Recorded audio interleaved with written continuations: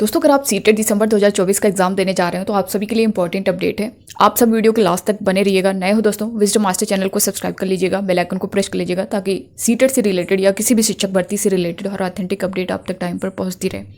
Screen पर आप देख भी पा रहे होंगे दोस्तों, सीटेट ऑफिशियल जानकारी, नेम, डीओबी यानी date of birth, Aadhaar number, photo, signature, language, address, exam city को लेकर के आपने फॉर्म फिलअप करते टाइम कोई भी मिस्टेक हुआ होगा या फिर पेपर फर्स्ट पेपर सेकंड को लेकर के, कोड को लेकर के कोई भी अगर आपसे मिस्टेक हुई है तो वो करेक्शन किस तरह से होगा, किस दिन होगा, सब कुछ हम लोग डिटेल में जानेंगे।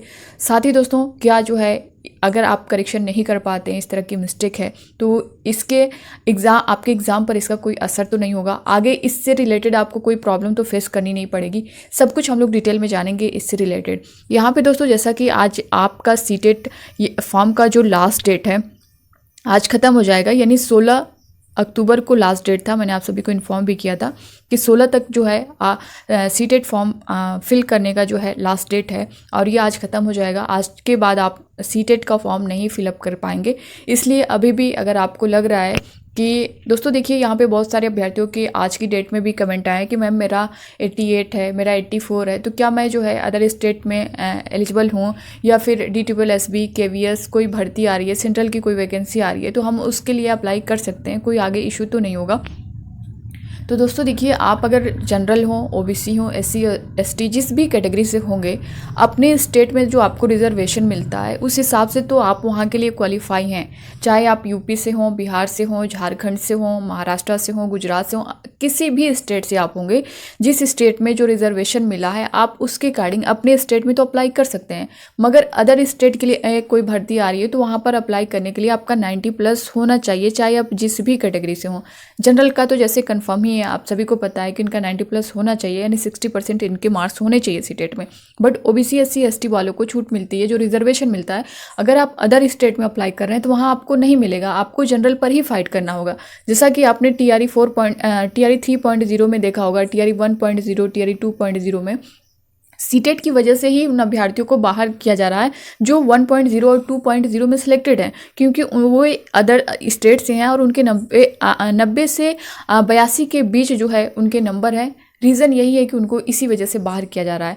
तो अगर आप जिस भी कैटेगरी से होंगे आपको यही कोशिश करनी है कि आपका 90+ होना चाहिए।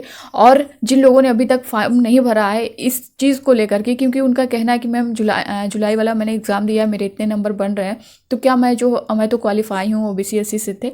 तो आप सबके लिए मैं यही बोलूँगी दोस्तों कि आप इस एग्ज़ाम को दीजिए, क्योंकि इतना मान के चलिए आपका 90+ रहना ही चाहिए, आप चाहे जिस कैटेगरी से भी होंगे। और ये आप अगर ये माइंड में रख रहे हैं कि मेरा क्वालिफाई है यानी 82+ है, 90 के अंदर है तो मैं तो क्वालिफाई हूँ, मेरे स्टेट में कोई वैकेंसी आ रही, मैं तो एलिजिबल। तो दोस्तों आप इस तरह से देखेंगे ना तो फिर 5 से 6 सालों तक देखते रह जाएंगे, जिस तरह से आपने देखा होगा यूपी में आप देखेंगे तो 2018 के बाद से कोई वैकेंसी देखने को नहीं मिली है बेसिक में, और अदर भी आप देख सकते हैं। तो आप देख सकते हैं ये 5-6 साल का जो टाइम है, अगर आप 82 से 90 नंबर के बीच ला करके वेट कर रहे हैं कि यूपी में वैकेंसी आएगी तो अप्लाई करेंगे, तो फिर आप देख सकते हैं बिहार में 3 बार जो है TRE 1.0, 2.0, 3.0, अदर स्टेट में आप देखेंगे राजस्थान में, झारखंड में, तो आपको ये सारी वैकेंसियाँ देखने को मिल रही हैं। अगर आपका सीटेट में 90+ रहेगा तो यहाँ पर आपको कोई भी डरने की ज़रूरत नहीं है, कोई भी पछतावा नहीं है। आप किसी भी स्टेट में कोई वैकेंसी आ रही है तो आप अप्लाई कर सकते हैं, और सेंट्रल में भी कोई वैकेंसी आ रही है तो आपको दुविधा में ही नहीं रहना है कि मेरा इतना नंबर है तो मैं एलिजिबल हूँ कि नहीं हूँ इसके लिए। तो आप सभी का अगर 90 से कम है दोस्तों, आप जिस कैटेगरी से भी होंगे फॉर्म को जरूर फिलअप करें, चाहे आपने एक बार दे दिया हो या जितनी बार भी दिया हो, एक और एग्ज़ाम दीजिए और इसमें अच्छा स्कोर कर लीजिए, क्योंकि आपका अगर 90+ रहेगा तो आपको कहीं भी किसी भी चीज़ के लिए पछताने की ज़रूरत नहीं पड़ेगी। तो आज लास्ट डेट है, फिलहाल डेट एक्सटेंड को लेकर के भी काफ़ी अभ्यर्थियों के कमेंट थे कि मैम डेट एक्सटेंड होगी, तो अभी इस पर कोई भी बात नहीं है, ना ही सीटेट की तरफ से ऑफिशियल नोटिस जारी हुई है कि डेट एक्सटेंड होगी या नहीं होगी। हाँ, करेक्शन की डेट आप देख सकते हैं, करेक्शन की जो डेट है वो 21 अक्टूबर से 25 अक्टूबर तक है। तो इसमें आपसे जो भी मिस्टेक हुआ होगा, डेट ऑफ बर्थ आपकी मिस्टेक हुई हो या फिर नेम मिस्टेक हुआ हो, आपके फादर मदर नेम में मिस्टेक हुआ हो, लैंग्वेज में आपने मिस्टेक कर दिया हो कि आप इंग्लिश लेना चाहते थे संस्कृत ले लिए हों, या फिर इस तरह से लैंग्वेज में कोई भी मिस्टेक हुई हो तो आप उसे भी करेक्ट कर पाएंगे। साथ ही आपके एड्रेस में कोई मिस्टेक हो, आधार नंबर में कोई मिस्टेक हो, आपके मोबाइल नंबर। दोस्तों यहाँ पे मैं आपको बता दूं कि आपका जो मोबाइल नंबर है और आधार नंबर जो है ये बिल्कुल सही होना चाहिए, क्योंकि जो आपको सीटेट की तरफ से इन्फॉर्मेशन आएगी आपका एडमिट कार्ड को लेकर के, आपके एग्ज़ाम को लेकर के, वो आपके मैसेज पर या मेल पर आएगी। तो आप ये सारी चीज़ें अपनी जो आपने बना रखी होगी ओरिजिनल आईडी दीजिएगा, कोई इधर उधर से ना दीजिएगा, क्योंकि यहीं पे आपको इन्फॉर्मेशन मिलेगी। साथ ही जो आपने आधार नंबर दिया है अपना, वो आधार नंबर जिस मोबाइल से लिंक होगा उस मोबाइल से जब आप रजिस्ट्रेशन करेंगे, यानी जब डिजी लॉकर पर आप अकाउंट अपना बनाएंगे, तो वहीं पे आपके सीटेट की मार्कशीट सर्टिफिकेट जारी की जाएगी, वहीं अपलोड की जाएगी, तो आपको वहीं से मिलेगी। तो ये सारी चीज़ें आपको पहले से ध्यान रखना है, क्योंकि जिनका फर्स्ट अटेम्प्ट है उनको ये सारी चीज़ें पता नहीं होती हैं। तो दोस्तों, जो भी आपका जो आधार नंबर है वो जिस मोबाइल नंबर से लिंक होगा, वही जब उसी नंबर से आप अकाउंट बनाएंगे और अपना आधार नंबर वहाँ ऐड करेंगे, तो आपको सीटेट का मार्कशीट और सर्टिफिकेट मिलेगा। तो ये सारी चीज़ें मैंने बता दी हैं। इसको लेकर के आप सभी के जो कमेंट थे, साथ ही करेक्शन को लेकर के भी यहाँ पे देख सकते हैं।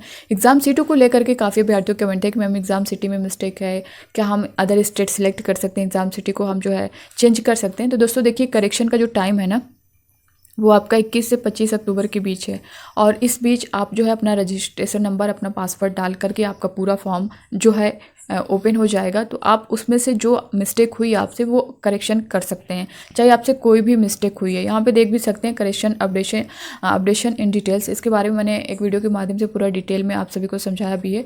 अगर नहीं पता होगा तो आप लोग उस वीडियो को देख लीजिएगा, क्या कुछ कैसे क्या करना है। ठीक है, तो ये था दोस्तों करेक्शन को लेकर के, और आपसे मैं यही कहूँगी कि आप लोग करेक्शन ज़रूर करिएगा, क्योंकि यहाँ पे अगर आप थोड़ी सी लापरवाही करेंगे ना, तो फिर आगे आपको जाके दिक्कत होगी। एग्ज़ाम तो आप दे लेंगे, एग्ज़ाम देने में कोई प्रॉब्लम नहीं होगी आपको। ऐसा नहीं है कि आपसे कुछ मिस्टेक हुआ है तो आपका एडमिट कार्ड नहीं आएगा, आप एग्ज़ाम से बाहर हो जाएंगे, एग्ज़ाम नहीं दे पाएंगे। आप एग्ज़ाम बिल्कुल दे सकते हैं, कोई थोड़ी बहुत मिस्टेक हुई है तो, लेकिन इसका असर जो है वो आपके रिजल्ट में दिखेगा। कोई भी मिस्टेक होगी वो आपके रिजल्ट पर दिखेगा, और वो जो रिजल्ट सर्टिफिकेट मार्कशीट आपका जो भी है वो करेक्शन नहीं हो पाएगा, बहुत कम चांस होता है। और दिल्ली में जा के बार बार दौड़ना हर कोई नहीं कर पाता है, तो बहुत कम चांस है। तो फिलहाल आपके पास ये मौका है करेक्शन के लिए, आप यहाँ पर करेक्ट कर लें, वरना फिर आगे आप इसको लेकर के भी परेशान रहेंगे। तो आपसे यही रिक्वेस्ट करूँगी कि जो टाइम मिली है करेक्शन की, आपसे कोई भी छोटी से बड़ी कोई भी मिस्टेक होगी आप लोग करेक्शन जरूर कर लीजिएगा। तो ये था दोस्तों इससे रिलेटेड। बाकी अब आपके मन में कोई डाउट होगा सीटेट को लेकर के, तो आप लोग कमेंट बॉक्स में कमेंट करके ज़रूर बताइएगा। मिलते हैं नेक्स्ट अपडेट के साथ, तब तक के लिए bye bye, take care, thank you.